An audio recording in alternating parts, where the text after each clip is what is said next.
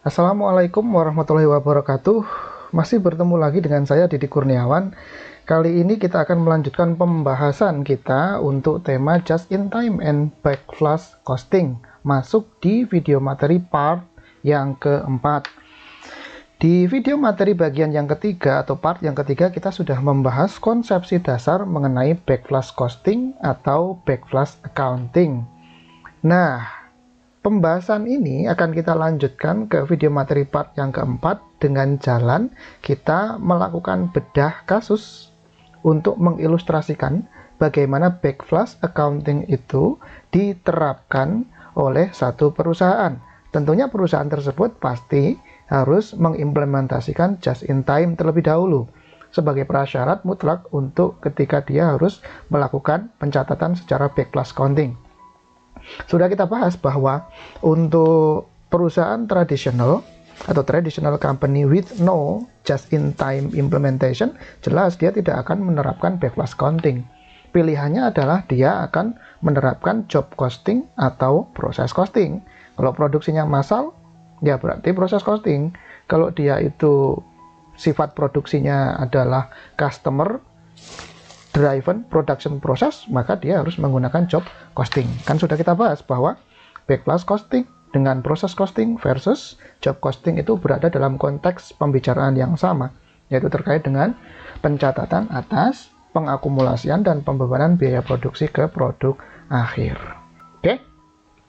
Nah, di sini kita akan melihat bagaimana satu perusahaan itu kemudian menerapkan backflash accounting. Nah, ilustrasi kasus yang akan kita bedah, yang akan kita lihat itu ada di dalam bukunya Pak Carter, buku Cost Counting edisi 14 karangan Pak William K. Carter. Oke, langsung saja kita lihat bagaimana ilustrasinya. Nah, ilustrasi ini ada mulai di halaman 10 strip 12 ya, 10 strip 12. Perusahaannya namanya adalah McIntyre.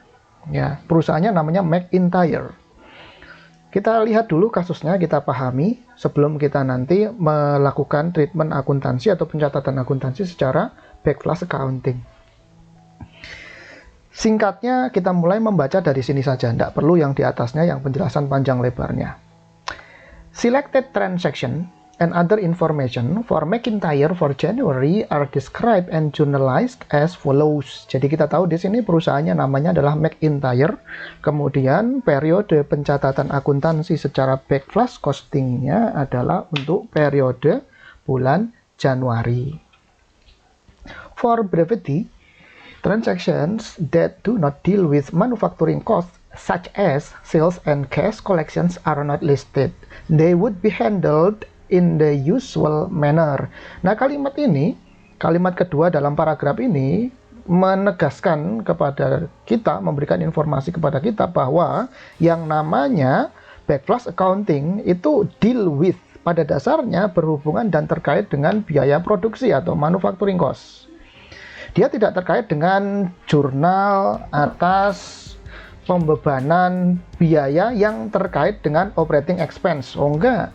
Ya, enggak, dia tidak terkait dengan bagaimana cash collection, bagaimana penagihan dalam rangka mengubah account receivable menjadi cash, enggak.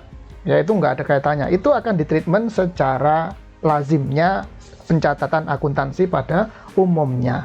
Will be handled in the usual manner. Seperti biasanya aja jurnalnya. Enggak ada something special terkait dengan, contohnya adalah cash collection, terkait dengan misalkan tadi penjurnalan atas operating expense. Enggak, itu sama semua. Oke, jadi yang akan kita garis bawahi dan akan kita fokuskan adalah pembahasan terkait dengan aliran biaya produksi atau manufacturing cost. Dan ingat, kenapa?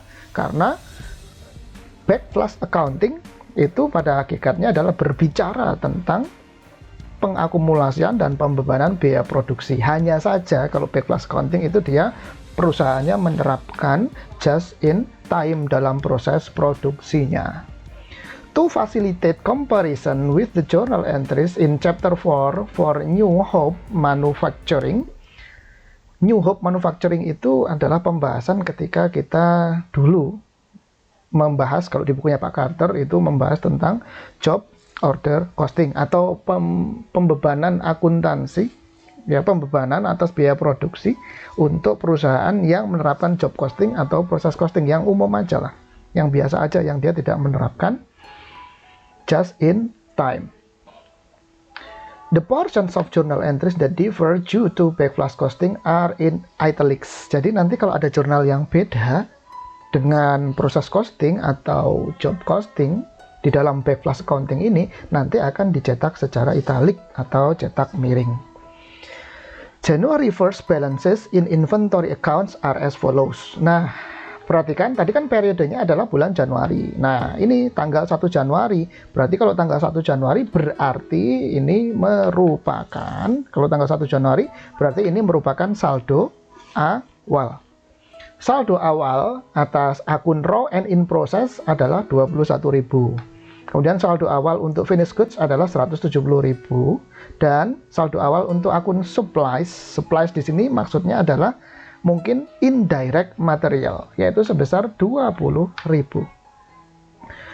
The raw and in process balance consisted of 20.100 cost of materials, most of which were not yet in process, plus $900 conversion cost estimate assigned to partially processed work.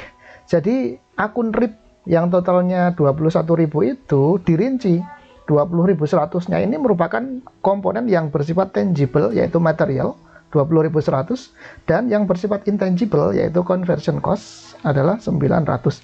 Sehingga 20.100 ditambah 900 sama dengan 21.000.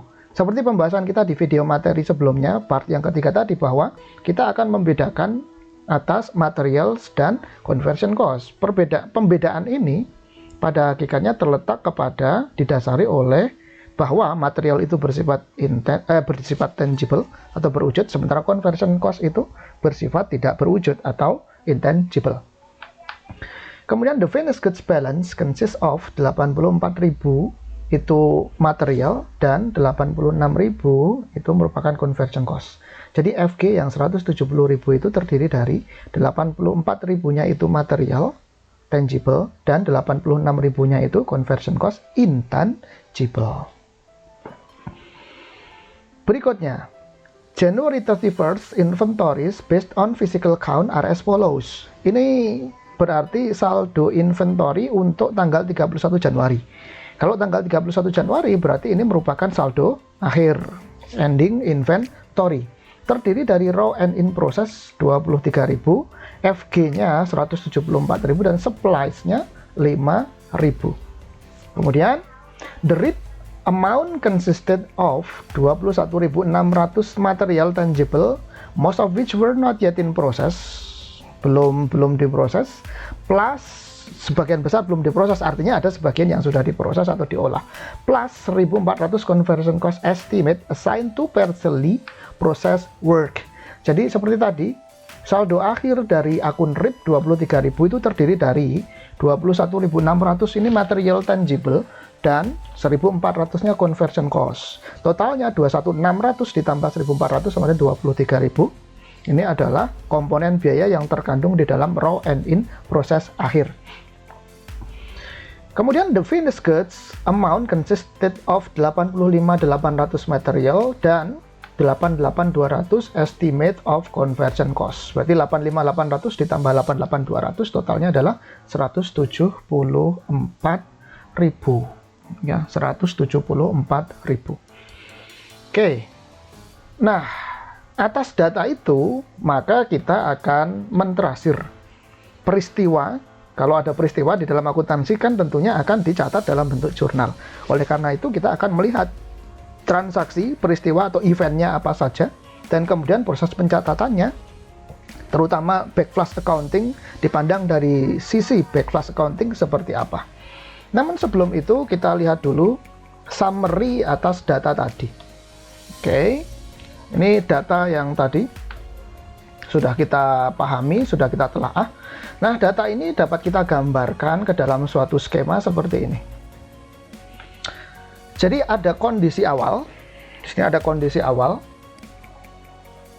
kemudian di sini ada kondisi tengah, tengah periode, di sini berarti awal periode, tengah periode, dan di sini akhir periode atau ending. Ada beginning, during, in, dan ending. Yang kita ketahui datanya dari perusahaan yang namanya McIntyre tadi adalah bahwa saldo awal ada 2 akun inventory, sebagaimana sudah kita bahas di video materi sebelumnya, bahwa inventory-nya terdiri dari 2 akun, yaitu RIP dan FG. RIP-nya 21.000, terdiri dari komponen DM-nya 20.100 dan conversion cost-nya 900 untuk RIP beginning. Kemudian RIP ending-nya 23.000 saldonya, terdiri dari komponen DM 21.600 dan komponen CC 1.400.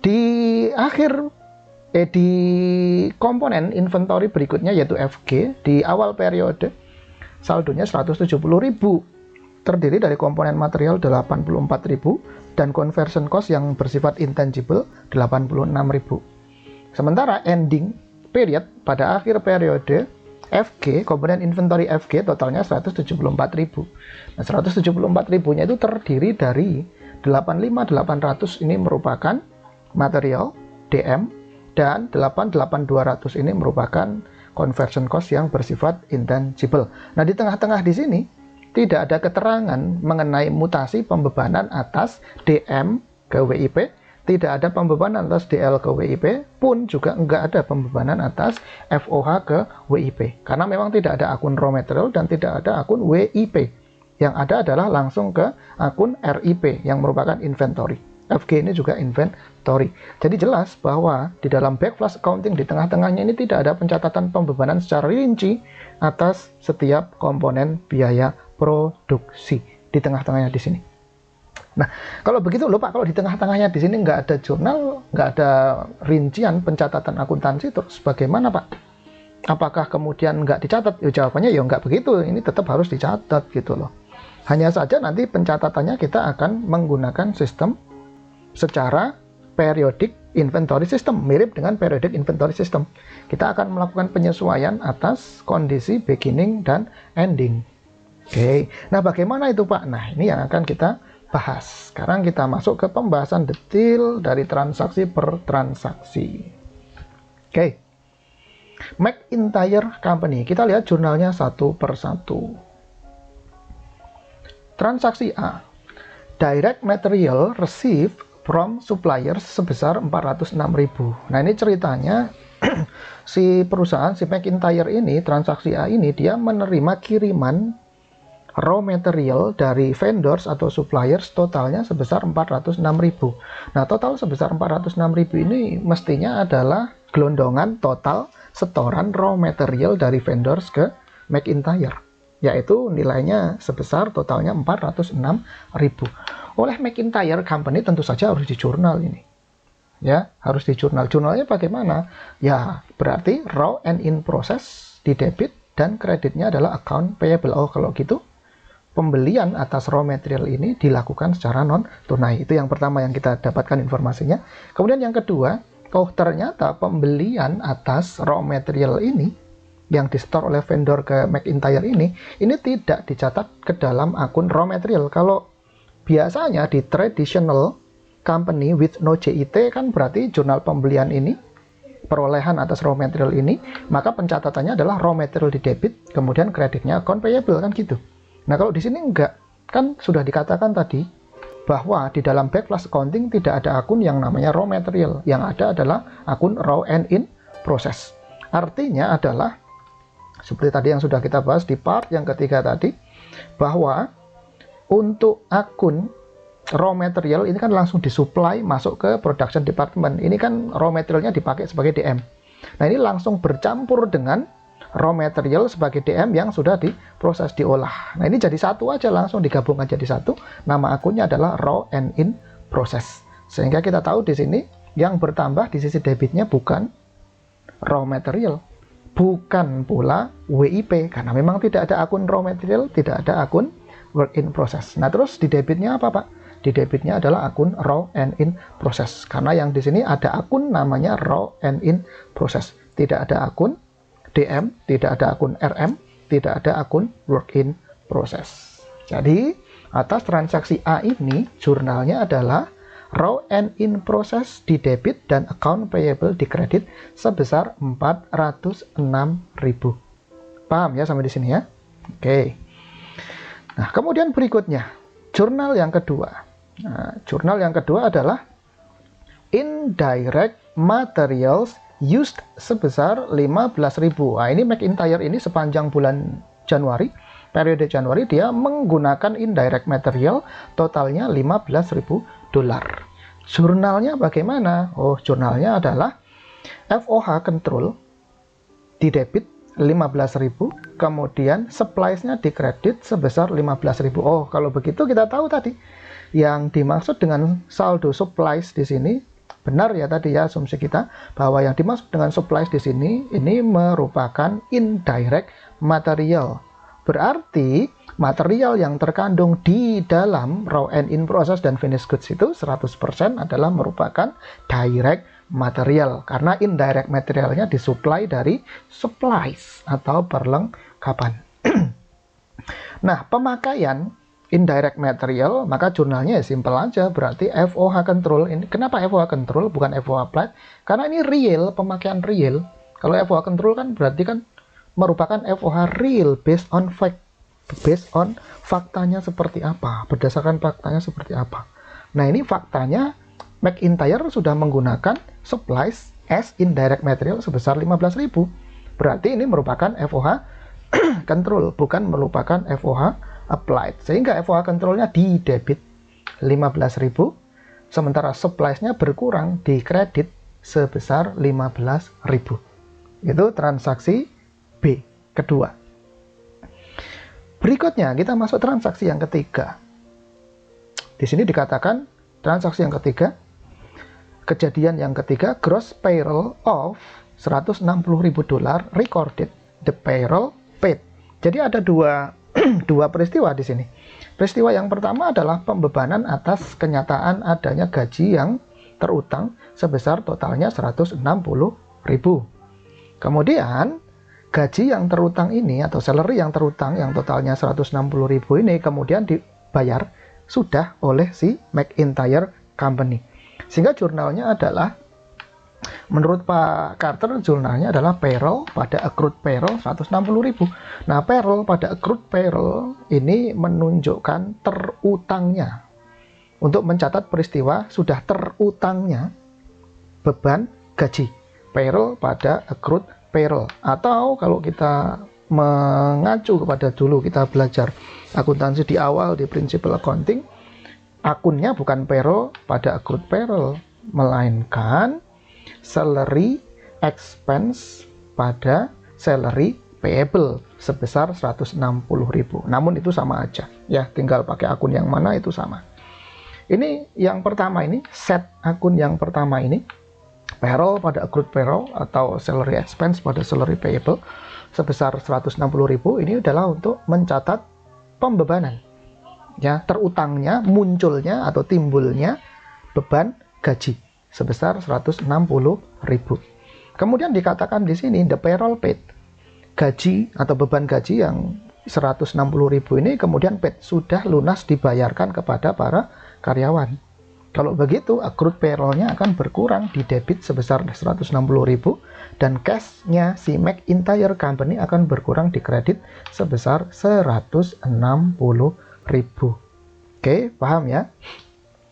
Nah, kalau di jurnal ini, yang kedua ini adalah mencatat pembayaran. Kalau yang pertama tadi adalah untuk mencatat timbulnya beban gaji. Kalau yang kedua ini mencatat pembayaran gaji. Jadi gajinya sudah lunas dibayar, terutang dan kemudian sudah lunas dibayar. Ada dua peristiwa. Jadi sekali lagi ada dua peristiwa. Peristiwa pertama adalah munculnya atau timbulnya terutangnya beban gaji, jurnalnya yang ini. Kemudian yang kedua adalah pembayaran pelunasan beban gaji kepada karyawan, jurnalnya yang ini. Oke. Nah, ini transaksi yang ketiga. Kemudian berikutnya transaksi yang keempat, the payroll distribution. Kata Pak Carter, McIntyre terkait jurnal yang keempat ini adalah merupakan distribusi gaji.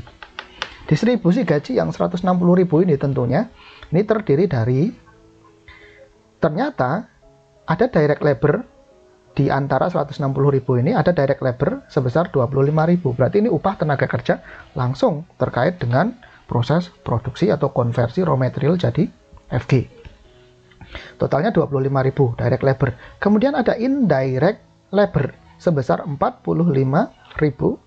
Kemudian ada marketing salaries, payroll untuk marketing salaries 50.000, dan ada payroll gaji untuk administratif salaries sebesar 40.000. Totalnya ini pasti harus 160.000. 2 tambah 4, 6, 6 tambah 5, 11, 11 ditambah 4, 15, 15 tambah 1 sama dengan 16. Oke, betul ya. Totalnya adalah 160.000. Dan ingat bahwa direct labor dan indirect labor ini bagian dari manufacturing cost. Sementara marketing salaries dan administrative salaries ini bagian dari non-manufacturing cost atau operating expense. Jadi DL dan IL ini akan dibebankan ke produk, sementara marketing and administrative expense ini tidak dibebankan ke produk sebagai komponen pembentuk cost of product. Jadi jurnalnya bagaimana ini? Jadi ya harus kita distribusikan, ya harus kita distribusikan. Kalau kita pakai atau melihat payroll distribution ini di perusahaan yang dia tidak menerapkan JIT atau dia tidak melakukan pencatatan secara back plus accounting, maka ini nanti direct labor sebesar 25.000 ini akan ada jurnalnya WIP di debit, kemudian kreditnya adalah, kalau di sini kreditnya adalah cash kan gitu, karena sudah dibayar itu gajinya gitu. Nah, intinya adalah pembebanan ke WIP. Seperti tadi kita lihat di sini, kalau di traditional company non CIT ini ada pembebanan DL ke WIP. WIP bertambah, kemudian di kreditnya kalau sudah dibayar berarti cash di kredit atas DL. Nah, karena dia ini tidak menggunakan traditional, artinya dia menerapkan CIT, maka direct labor-nya skemanya akan seperti yang di bawah ini tadi. Direct labor-nya akan nanti dibebankan ke COGS, langsung dibebankan ke COGS. Nah, bagaimana dengan direct labor-nya? Berarti kita lihat, maka COGS akan didebit sebesar 25.000. Loh Pak, kok ada COGS sebesar 25.000? Nah, ini tadi, ini akan dibebankan ke direct labor, akan dibebankan langsung ke COGS. Sebagaimana yang sudah kita bahas di video materi sebelumnya tadi, direct labor akan langsung dibebankan COGS. Ada direct labor sebesar 25.000, maka COGS-nya akan bertambah. Ya, COGS-nya akan bertambah sebesar 25.000. Paham ya sampai di sini ya? Oh, di situ Pak bedanya. Iya, di sini letak perbedaannya. Kalau di yang perusahaan tidak menerapkan JIT atau back plus accounting, kan berarti ini ada WIP dulu di debit, kemudian kreditnya adalah cash karena sudah dibayar gajinya. Nah, sementara di sini nggak ada akun WIP, sehingga langsung saja ini DL-nya langsung ketika dibebankan akan menjadi COGS. Paham ya sampai di sini ya? Oke.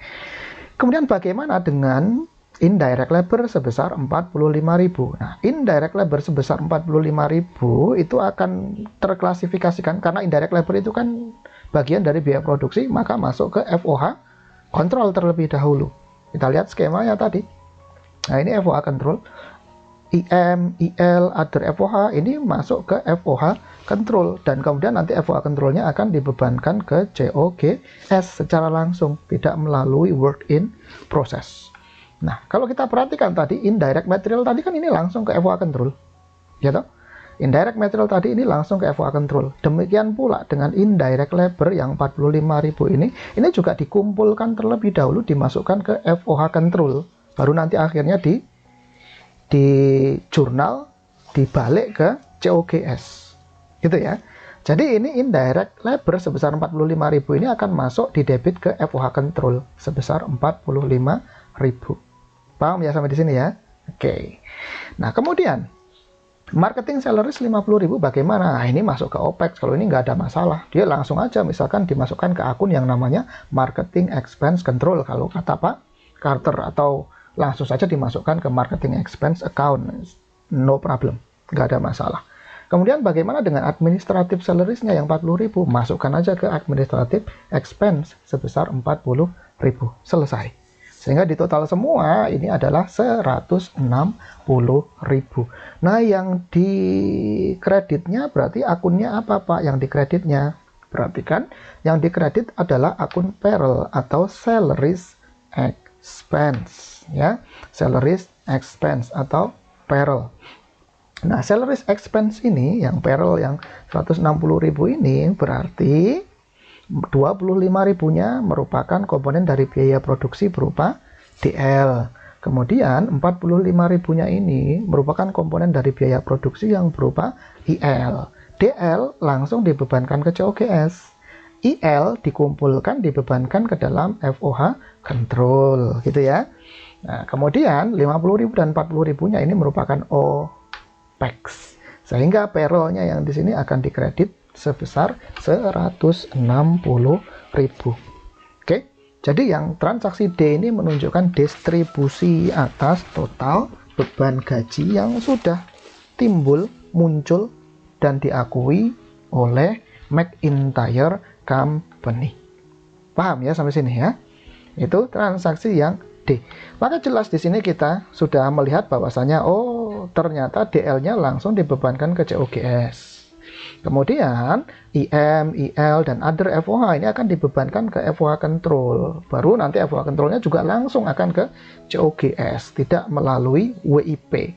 Beda dengan yang di tradisional. Ini baik DM, DL maupun FOH-nya ini semuanya akan dibebankan terlebih dahulu ke work in process, baru ke FG.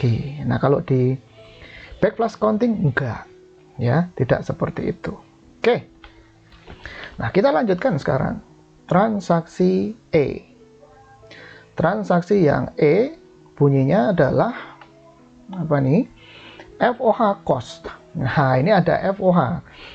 FOH itu terdiri dari FOH ini FOH yang lainnya berarti.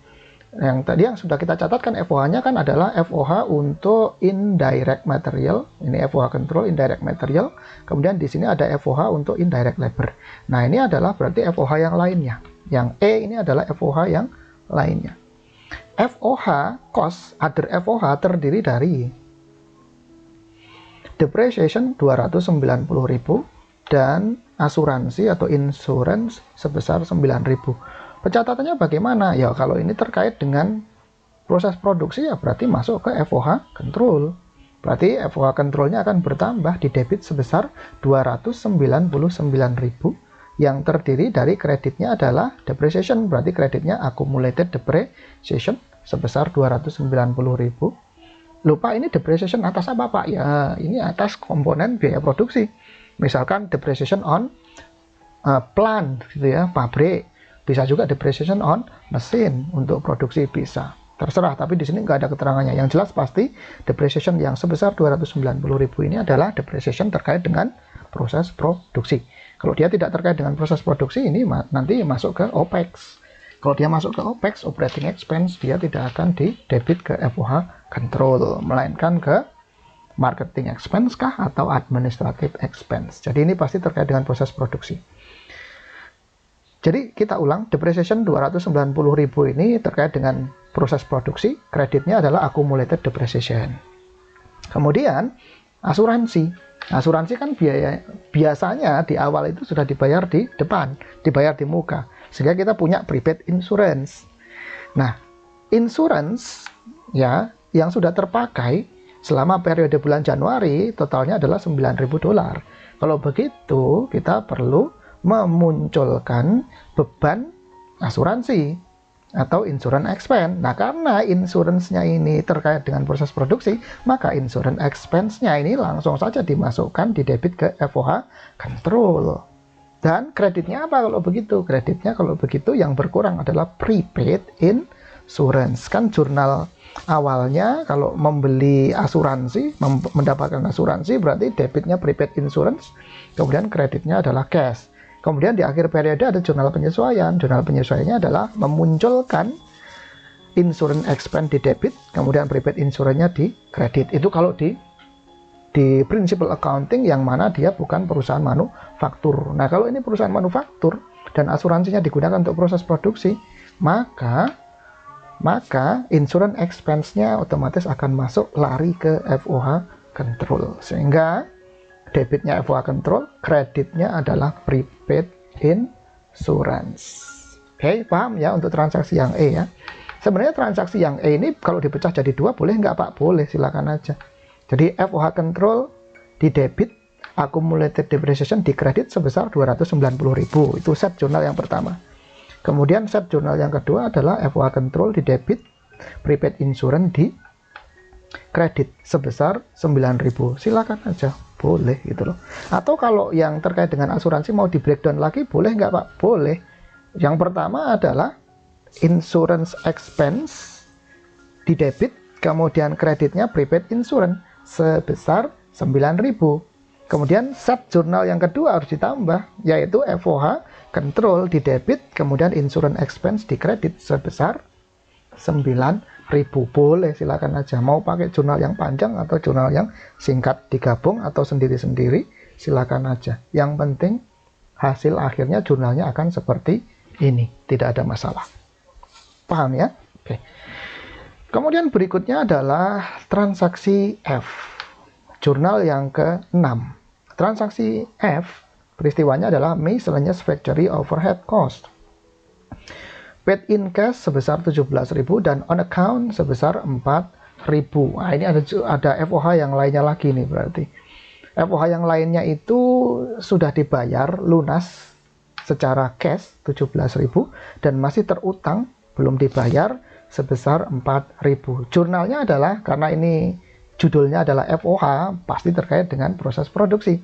Maka jurnalnya FOH control di debit 21.000, kemudian cash-nya di kredit karena sudah dibayar paid in cash 17.000, dan yang terutang masih belum dibayar menjadi account payable sebesar 4.000. Nah, kalau ditanya, Pak, ini rincian dari FOH yang sudah paid in cash dan masih terutang itu apa saja, Pak? Nah, jawabannya adalah yombuh raweruh, nggak ngerti gitu loh. Karena McIntyre tidak memberikan data rincian apa saja yang merupakan FOH yang sudah dibayar by cash dan FOH yang akan dibayar kemudian tapi sekarang masih terutang belum dibayar. Nggak ada rinciannya, ya kita nggak ngerti. Apakah itu electricity expense, ataukah maintenance expense, atau expense terkait dengan pemakaian telepon atau air, yang nggak ngerti. Yang jelas cuma dibedakan jadi dua, yaitu yang sudah dibayar dan yang belum dibayar. Kalau sudah dibayar berarti cash, kalau yang belum dibayar berarti account payable. Di debit ke FOH control. Paham ya sampai sini ya? Nah, dari sini maka kita bisa summary-kan nih bahwa FOH-nya itu terdiri dari, mulai dari awal kita recall lagi ya. Mulai dari awal komponen FOH yang pertama adalah IM di sini sebesar 15.000. Kemudian yang kedua IL di sini transaksi D sebesar 45.000. Kemudian berikutnya adalah transaksi E, FOH ya, di sini transaksi E ada depreciation dan insurance. Kemudian berikutnya ada other FOH lagi di transaksi F, di sini terdiri dari yang sudah dibayar 17.000 dan yang masih terutang belum dibayar 4.000. Jadi ada 4 macam komponen FOH di sini nanti. Oke ya. Nah, terus transaksi yang G berikutnya, factory overhead accumulated in the factory overhead control account expense to cost of goods sold. Nah, yang tadi itu loh, yang 4 FOH terdiri dari IM, kemudian IL, depreciation, dan asuransi. Kemudian yang terakhir tadi adalah yang sudah dibayar dan yang belum terbayar tadi. Ini kemudian akan dibebankan ke COGS. Ini sebagaimana penjelasan yang sudah kita bahas di video materi sebelumnya tadi. Bahwa bermacam-macam indirect manufacturing cost ini akan dikelompokkan ke dalam akun FOH control. Nah, tadi yang di McIntyre tadi ada IM kan gitu kan. Kemudian ada IL, terus ada other FOH. Other FOH-nya ada dua, yaitu kelompok depreciation dan asuransi, dan kelompok yang sudah dibayar dan yang belum dibayar. Nah, ini semua kan dimasukkan dulu ke FOH control kan gitu. Nah, kemudian FOH controlnya ini baru langsung dibebankan ke COGS, tidak dibebankan ke WIP. Karena backflash counting tidak ada akun yang namanya WIP. Jadi FOH control langsung di backflash, langsung dibebankan ke COGS. Berarti jurnal berikutnya yang F ini, FOH accumulated in the factory overhead control account expense to COGS, dalam rangka adalah untuk membackflash, membebankan ke COGS atas FOH control. Nah, bagaimana dengan DL-nya, Pak? Loh, DL-nya sudah di backflash tadi menjadi COGS di transaksi yang gede, yang di sini. DL-nya 25.000 sudah langsung di backflash ke atau dibebankan ke COGS. Nah, yang G ini adalah sekarang pembebanan untuk FOH. Ya, pembebanan backflashing atas FOH langsung ke COGS. Nah, bagaimana jurnalnya? Berarti ya langsung saja COGS-nya di debit, kemudian FOH control-nya akan di kredit. Sebesar berapa? Sebesar 380.000. Nah, 380.000 asalnya dari mana, Pak? Ya, 380.000 itu asalnya dari 21.000 ditambah dengan 299.000 ditambah lagi dengan IL 45.000 ditambah lagi dengan IM sebesar 15.000. Totalnya adalah 380.000. Sehingga jurnalnya COGS di debit, kreditnya FOH control sebesar 380.000. Paham ya sampai di sini ya? Oke. Jadi kita di sini paham nih, ngerti bahwasanya ternyata kalau backflash accounting itu di sini tidak ada pembebanan ke WIP atas komponen biaya produksi DM, DL, dan FOH, tetapi langsung dibebankan ke COGS. Berbeda dengan traditional non-JIT company, yang mana atas komponen DM, DL, dan FOH ini secara masing-masing, secara rinci dibebankan terlebih dahulu ke akun work in process. Dan kemudian ketika beli raw material, ini kan kalau di traditional non-JIT ini ada akun raw material. Sementara tadi di dalam perusahaan yang menerapkan JIT, backflash counting, raw materialnya ketika dia beli, disetorin oleh si supplier, dia langsung dimasukkan ke akun raw and in process. Gitu ya, paham ya, semakin paham berarti kita ya. Oke, nah sekarang kita lanjutkan. Nah, transaksi A, mulai dari A sampai ke G, yang barusan kita bahas ini merupakan transaksi pembahasan atas conversion cost. Ya, conversion cost, kecuali yang A ya. Yang A tadi ini yang tadi pemerolehan raw material sebagai direct material ya. Tapi ya untuk lebih enaknya ya sudah kita singkat saja bahwa transaksi A sampai transaksi G itu membahas mengenai conversion cost. Nah, transaksi H sampai J nanti ini membahas terkait dengan materialsnya. Jadi mulai dari transaksi B di sini kalau kita perhatikan, mulai dari transaksi B, kemudian C, D, E, F, dan G ini membahas tentang conversion cost, which is membahas tentang direct labor dan indirect labor plus indirect material plus other FOH yang tadi. Itu transaksi B sampai transaksi G, bahas conversion cost. Dan ingat, conversion cost-nya ini nanti akan langsung di backflash atau dibebankan ke COGS. Tidak singgah ke FG, enggak. Ya, tidak singgah ke FG. Oke. Nah, sekarang kita akan bahas komponen yang kedua dari inventory, yaitu materials-nya. Kan tadi ini di breakdown jadi dua toh. Ada inventory berupa RIP dan FG, ini masing-masingnya dipisah komponennya. Ada yang bersifat tangible material dan ada yang bersifat intangible, yaitu conversion cost. Nah, conversion cost-nya ini yang DL dan FOH control tadi sudah kita bahas dari transaksi B sampai dengan transaksi G. Nah, sekarang kita akan lihat komponen yang kedua yang berupa DM atau raw material. Oke, itu ada di transaksi H sampai transaksi J. Kita lihat satu persatu. Transaksi H. The material cost component of completed work is backflash from RIP. Nah, ini sekarang transaksi yang H ini, kalau kita lihat di skemanya di sini, ini akan membackflash. dari RIP ke FG. Yang pertama tadi yang ada di jurnal di transaksi A, yang A di sini tadi adalah jurnal penerimaan raw material sebagai DM. Berarti ketika dia langsung masuk di sini, DM dimasukkan ke RIP. Kan ini jurnal A. DM masuk ke RIP. Nah, sekarang pergerakan material, kita ada di kelompok material sekarang ya. Pergerakan material yang A dari RM masuk ke departemen produksi, DM itu tadi RIP-nya bertambah. Kemudian sekarang kita masuk ke jurnal yang H ya. Jurnal yang H ini dikatakan di sini the material cost component of completed work is backflash from RIP. Artinya kita akan membebankan atau membackflash RIP ke FG. Artinya FG-nya nanti akan bertambah dan RIP-nya akan berkurang.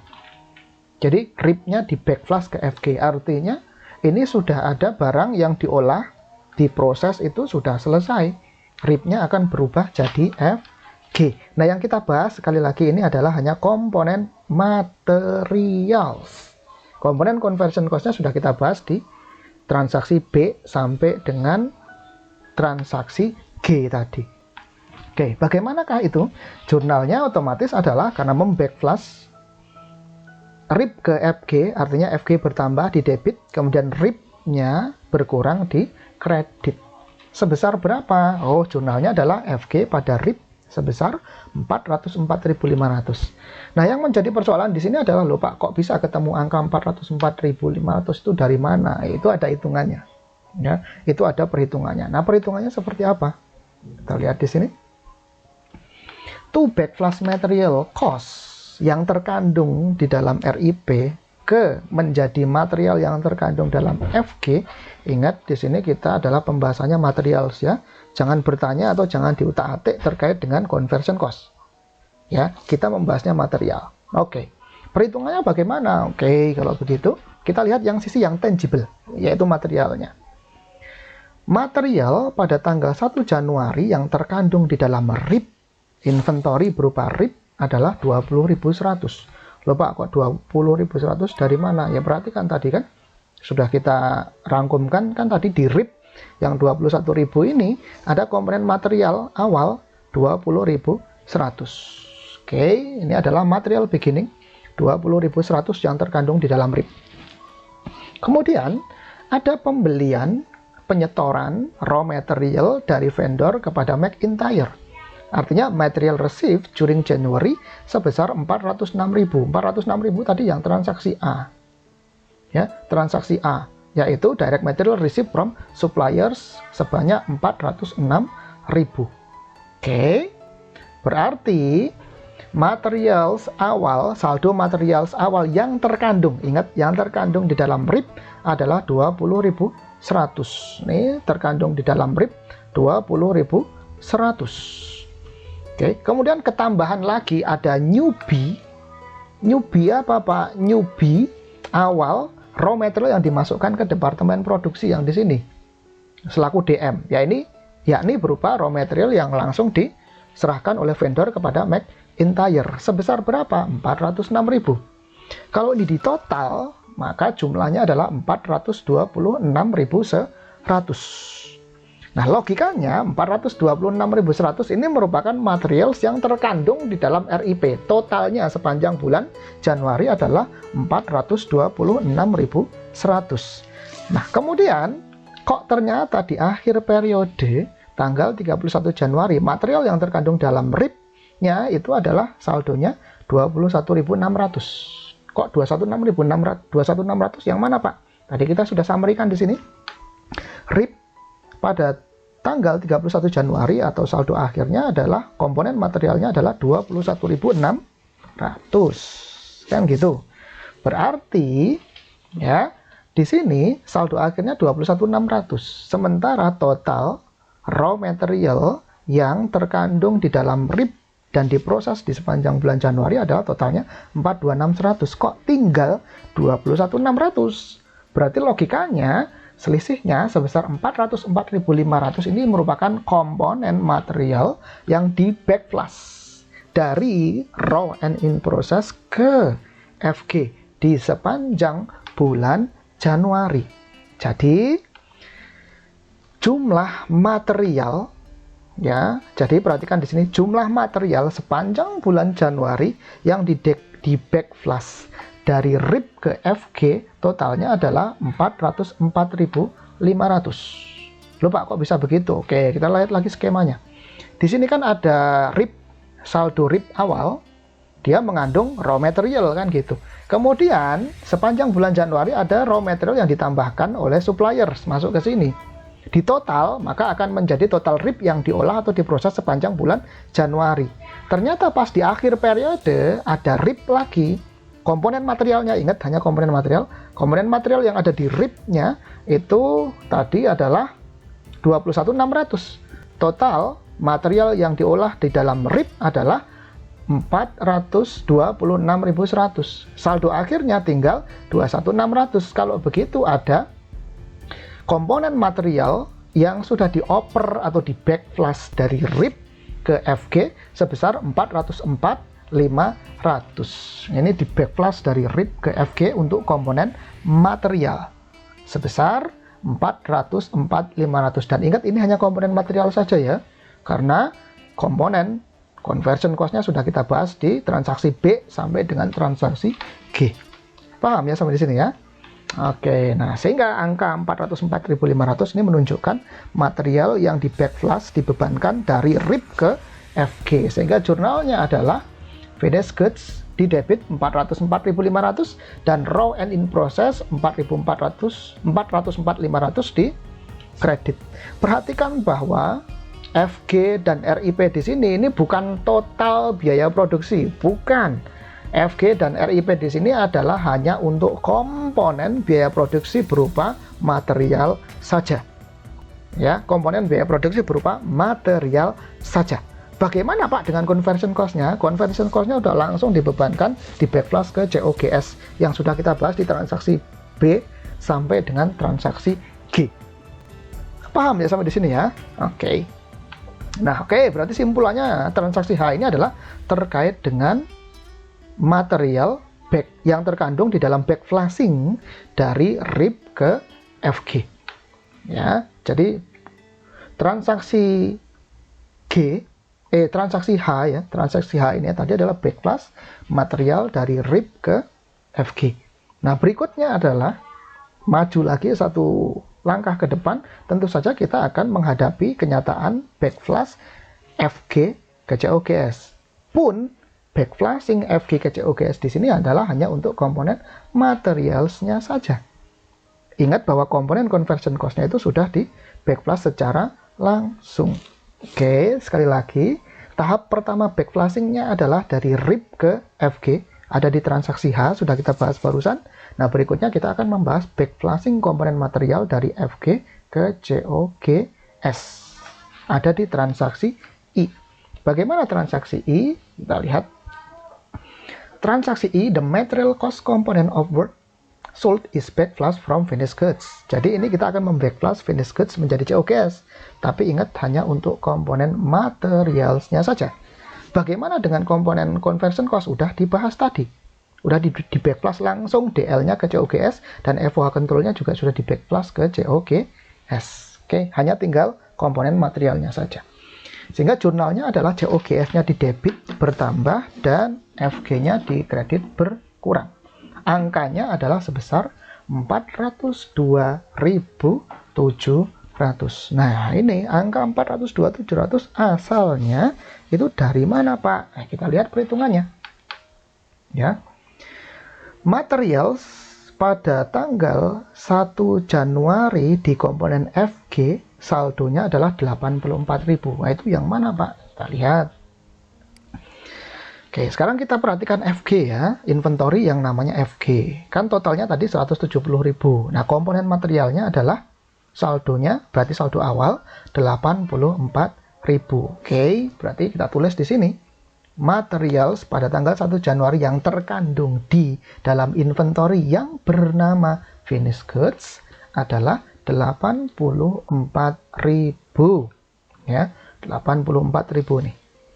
Kemudian sepanjang bulan Januari tadi ada material loh yang di backflash dari RIP ke FG sebesar 404.500. Berarti FG-nya ini ketambahan setoran backflashing komponen material dari RIP ke FG sebesar 404.500. Jadi total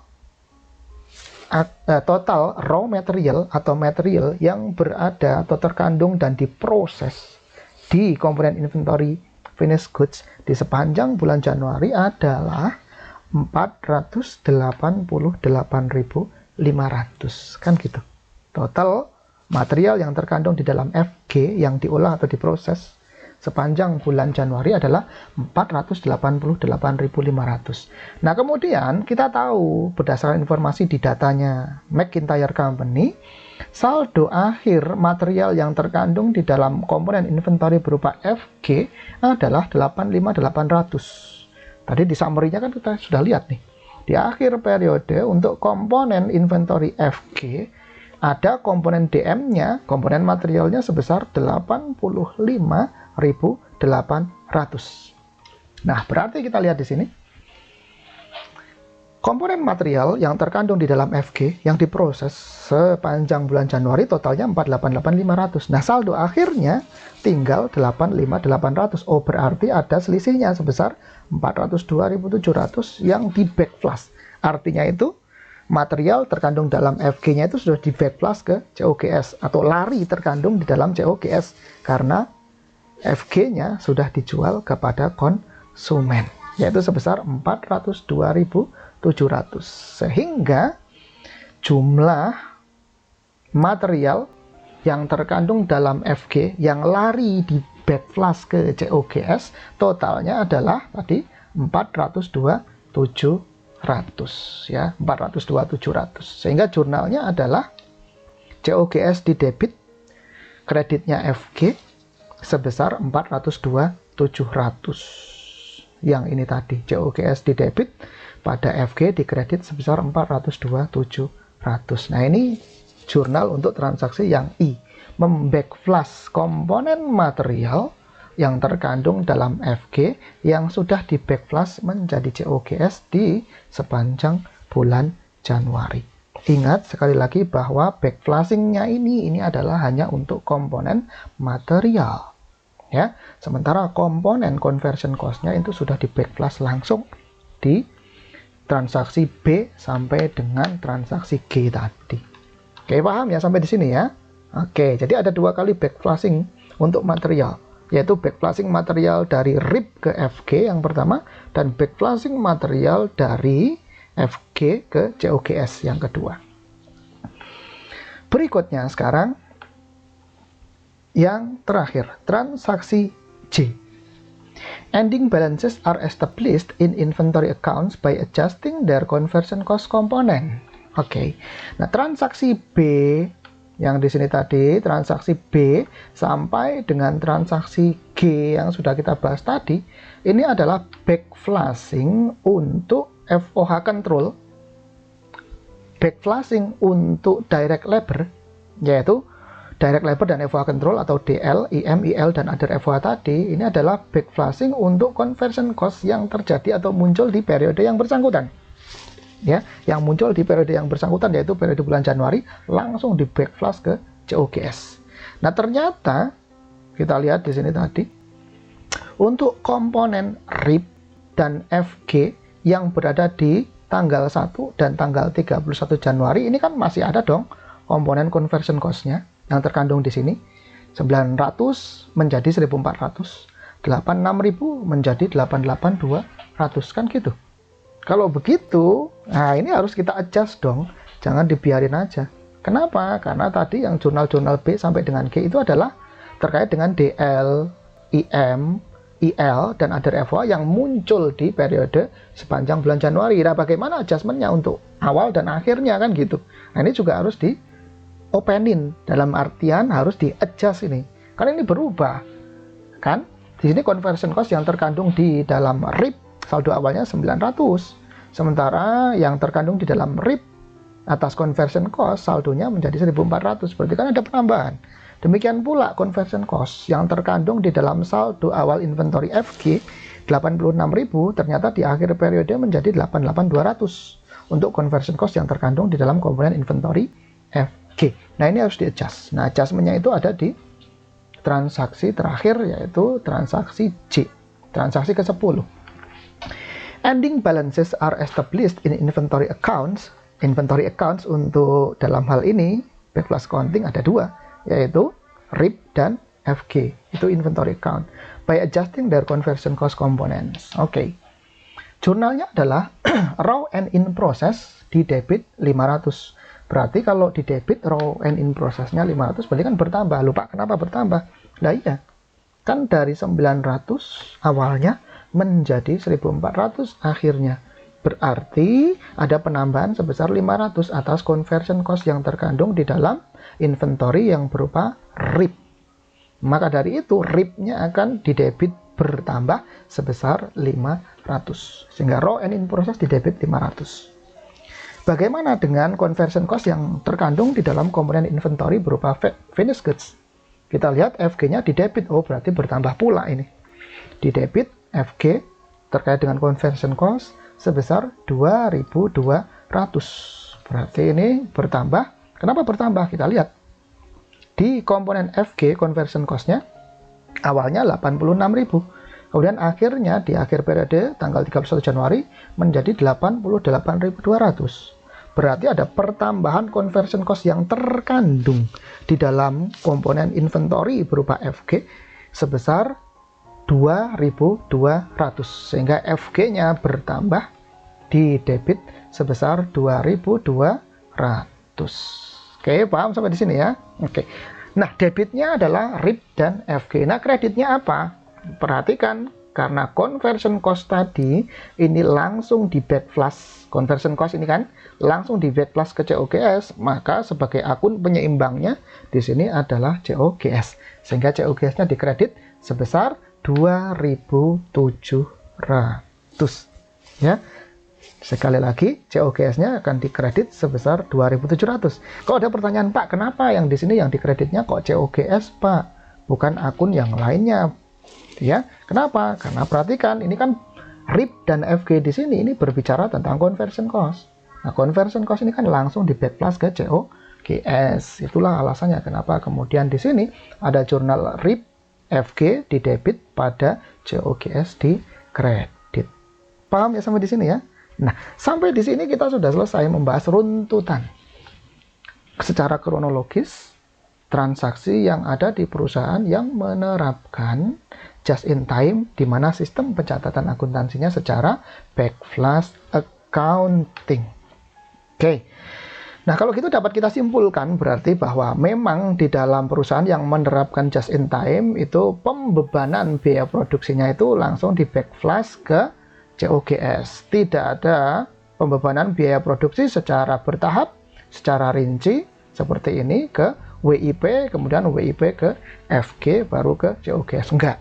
Kalau di just in time, itu conversion cost-nya DL dan FOH langsung di backflush ke COGS, dan kemudian komponen materials-nya itu akan ditampung, dimasukkan ke RIP, kemudian di backflush ke FG, baru di backflush ke COGS. Pak, kalau perusahaan itu betul-betul dia fully 100% menerapkan just in time, kan berarti dia nggak punya FG warehouse dong, Pak. Kalau begitu di sini nggak akan muncul backflushing dari RIP ke FG dong, Pak. Yes, exactly. Kalau dia tidak ada FG warehouse, maka tidak ada akun FG, maka ya langsung juga berarti perlakunya sama aja. Berarti seluruh biaya produksinya, kalau yang fully implement just in time, maka komponen biaya produksinya akan langsung semuanya di backflush ke COGS. Namun, di contoh ilustrasi di bukunya Pak Carter yang di sini ini masih ada FG warehouse. Artinya, customer atau konsumen itu, pelanggan itu tidak langsung ngambil barang yang diolah, dibuat oleh si perusahaan ini. Oke, paham ya sampai di sini ya? Oke, berikutnya. Because this application of backflush costing expenses or conversion cost directly to the COGS account, sudah kita lihat ya, ini simpulan yang dikemukakan oleh Pak Carter. The effects of the general journal entries can be more readily understood by examining the three McIntyre Company accounts shown here. Jadi ini the account, ya, the account. Jadi ada akun raw and in process, kemudian ada akun inventory, finished goods. Jadi raw and in process ini kan inventory.